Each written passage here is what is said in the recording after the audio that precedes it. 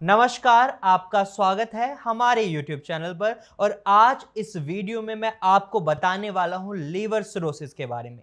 अगर आप liver cirrhosis के पेशेंट हैं तो आज की वीडियो आपके लिए बहुत खास रहने वाली है, क्योंकि इस वीडियो में मैं आपको बताने वाला हूं कि आपको अपनी डाइट में किन चीज़ों को खाना है और किन चीज़ों को नहीं खाना है। क्योंकि जब आपका लीवर सिरोसिस की स्टेज पर पहुंच जाता है तो ये लीवर फेलियर की स्टेज बन जाती है। और जब आप लीवर फेलियर की स्टेज पर होते हैं तो आपको लीवर ट्रांसप्लांट भी करवाना पड़ सकता है, या फिर आपका लीवर आपकी जान लेने की वजह भी बन सकता है। इसका मतलब है इसकी वजह से आपकी जान भी जा सकती है। अपने सर्वाइवल को बढ़ाने के लिए, अपने लीवर के सर्वाइवल को बढ़ाने के लिए आपको पता होना चाहिए कि आप अपनी डाइट में क्या खा रहे हैं और क्या नहीं। क्योंकि कुछ चीजें आपके लीवर पर बहुत ज्यादा इफेक्ट डालती हैं, जिसकी वजह से आपका लीवर खराब और ज्यादा स्पीड से होता है, जिसका रिजल्ट ये होता है आपकी बॉडी के फंक्शंस काफी हद तक अफेक्ट होते हैं, जिसकी वजह से आपकी पूरी बॉडी सही से काम नहीं कर पाती। अब आपको ये पता होना बहुत जरूरी हो जाता है कि आपके लीवर के लिए क्या चीज अच्छी है और क्या चीज आपके लीवर के लिए बुरी है। तो लीवर सिरोसिस को समझते हैं। सबसे पहले लीवर सिरोसिस एक ऐसी सिचुएशन है जब आपका लीवर डीजनरेशन की तरफ बढ़ जाता है, यानी आपके लीवर में जो हेल्दी टिश्यूज होते हैं वो सभी स्कैरिंग टिश्यूज से रिप्लेस हो जाते हैं, यानी उनकी रिप्लेसमेंट खराब टिश्यूज से होती है, जिसकी वजह से आपका लीवर जो रबड़ की तरह एक स्ट्रक्चर है, हेल्दी स्ट्रक्चर है, वो छोटा होने लग जाता है, उसमें सड़न बन जाते हैं, या यूं कहें एक पत्थर की तरह आपका लीवर बनने लग जाता है, जिसका रिजल्ट ये होता है आपका लीवर सही से काम नहीं कर पाता। अब आपको अपनी डाइट में कुछ बदलाव करने होंगे। अगर आप बहुत ज्यादा अमाउंट में अल्कोहल का कंजप्शन करते हैं, यानी सबसे पहले आपको अल्कोहल को अपनी डाइट से बिल्कुल हटा देना है, क्योंकि जब भी आप अल्कोहल का कंजप्शन करते हैं तो ये आपके लीवर पर बर्डन डालता है। अब आप इस बात को इस तरीके से समझिए, सपोज आपके हाथ में चोट लगी है और मैं आपके इसी हाथ को प्रेस करता हूं, बार बार दबाता हूं, तो क्या होगा, आपका पेन भी बढ़ेगा और जो आपकी चोट है वो भी और ज्यादा बढ़ेगी। यही केस होता है आपके इंटरनल ऑर्गन लीवर के साथ। जब आप अल्कोहल पीते हैं तो ये जो पुश मैं अपने हाथ से आपकी चोट को कर रहा हूं, इसी तरीके से ये अल्कोहल आपके लीवर को पुश करती है, जिसका रिजल्ट ये होता है आपका लीवर और ज्यादा डैमेज होता है। तो ऐसे में आपको अल्कोहल के कंजप्शन को बिल्कुल बंद कर देना है।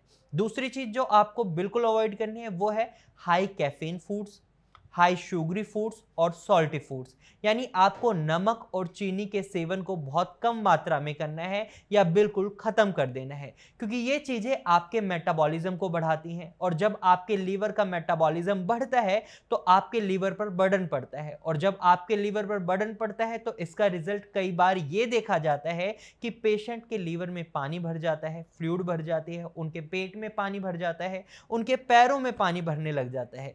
तो इस सिचुएशन से बचने के लिए आपको हाई सॉल्टी फूड्स और हाई शुगरी फूड्स को बिल्कुल अवॉइड कर देना है, और हाई कैफीन फूड को भी आपको अवॉइड करना है। अब बात हुई कि आपको ये चीजें अवॉइड करनी है। अब लीवर सिरोसिस में खाने की बात करें तो आपको सात्विक खाने को प्रेफर करना है, ताकि आपका लीवर हेल्दी रहे और उसको और ज्यादा डैमेज ना पहुंचे। अब सात्विक खाने से मेरा मतलब यह है आप हरी पत्तेदार सब्जियां खाएं।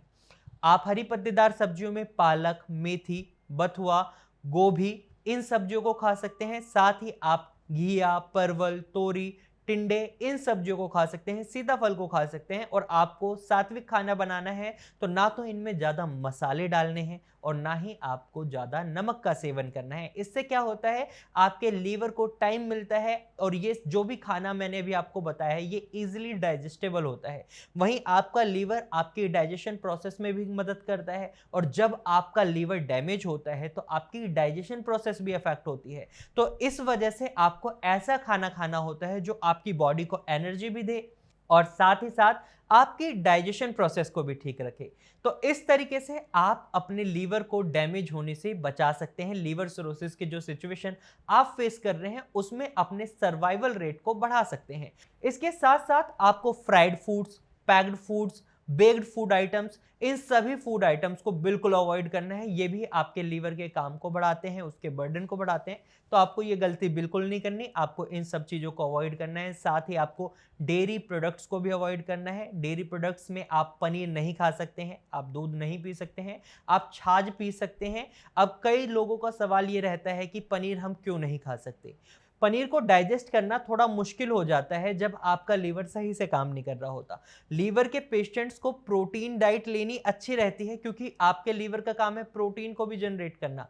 तो जब आपका लीवर डैमेज होता है तो आपकी बॉडी में प्रोटीन की कमी हो सकती है। तो ऐसे में आपको प्रोटीन इंटेक तो करना है, लेकिन आपको ये ध्यान रखना है कि जो भी आप प्रोटीन खा रहे हैं वो इजिली डाइजेस्टेबल हो। तो ऐसे में आप दालें खा सकते हैं। दालों में भी स्पेसिफिकली अगर हम बात करें तो मूंग दाल एक बेस्ट ऑप्शन है आपके लिए। ये इजिली डाइजेस्टेबल फूड में आती है। आप मूंग दाल खाएं और एग वाइट खा सकते हैं। आपको एग का येलो पार्ट बिल्कुल नहीं खाना है, क्योंकि वो बहुत ज़्यादा हैवी हो जाएगा आपके लिए। एग वाइट खा सकते हैं और साथ ही स्प्राउट्स खा सकते हैं, उबले चने खा सकते हैं। ये भी प्रोटीन के बहुत अच्छे सोर्सेज हैं। आप ओट्स भी खा सकते हैं। इनकी मदद से आप अपनी बॉडी में प्रोटीन की फुलफिलमेंट कर सकते हैं। आपको कमजोरी भी महसूस नहीं होगी, आपका वेट भी रिड्यूस नहीं होगा।